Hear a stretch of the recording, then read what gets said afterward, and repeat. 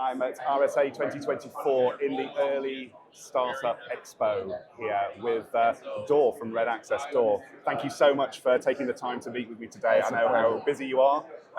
Accepting awards, the CDN Media Award, very, very impressive. Congratulations, sir. Thank you so much. It's my pleasure. Can you tell me a little bit about Red Access? What do you do and what problems are you solving? Absolutely. So we're a company in the browsing security world. The browser is the most used application in the world and the least defended. We just help enterprises to secure their internal employees, contractors, and BYOD when they access any corporate service in or outside of the office with managed and unmanaged devices. And we do it in a way where companies don't need to change any of their company architecture, network architecture. Users can use whatever preferred browsers they have and just get them secured in minutes. That sounds really good.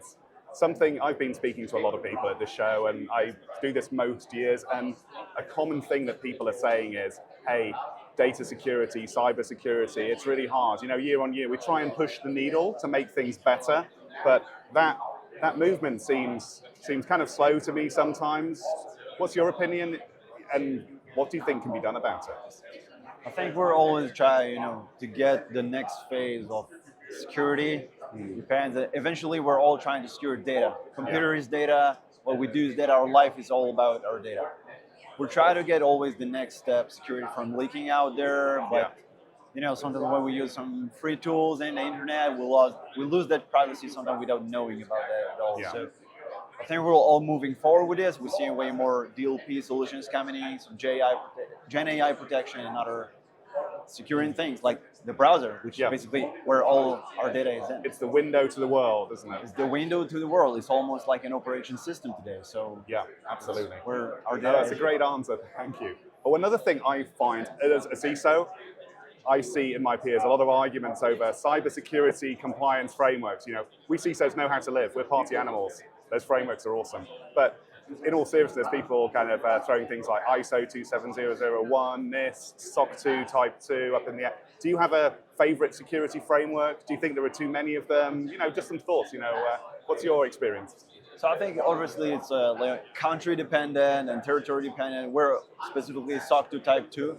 I think eventually it doesn't matter which one of them. It's just a way for us, the security companies, after this year with a lot of security breaches in security companies, a tool, a certificate, something official we can show companies that we're enterprise ready for them, that we manage our backend the way it could be secured, and we can trust them the best service without compromising their security as well. Eventually, they're going to install us in their environment. They're going to use this tool to secure themselves, and if we are not secured. Absolutely. And these frameworks kind of help other people to trust but verify when we interact with third parties. Yeah. Exactly. Absolutely. AI is always a big thing. Last year it was, I don't know about you, I don't know if you were here last year, but it was crazy. AI this, AI that. It was almost like AI is a brand new air fryer that somebody bought and they try and air fry everything. Everyone was trying to AI everything. This year seems to have calmed down maybe just a little bit. What's your opinion? What have you seen now? I think that AI is still the buzzword of the year. Yeah. And it's good. It just got into our life, changed it completely, and it makes our life easier in some way that we can do things a lot faster. It helps us less thinking. But in the same way, yes, it puts our data in some sensitive situation that we know that everything we share with could be learned, make it public sometime. Yeah. In the same way, when we use it as a free online tool, we know that we give up on some privacy over our data. Yeah. So it's something to be secured for sure. Absolutely. Like we said when we were chatting before, if it's free on the internet, it's kind of because you're not the customer, you're the product being sold potentially to somebody else. Exactly.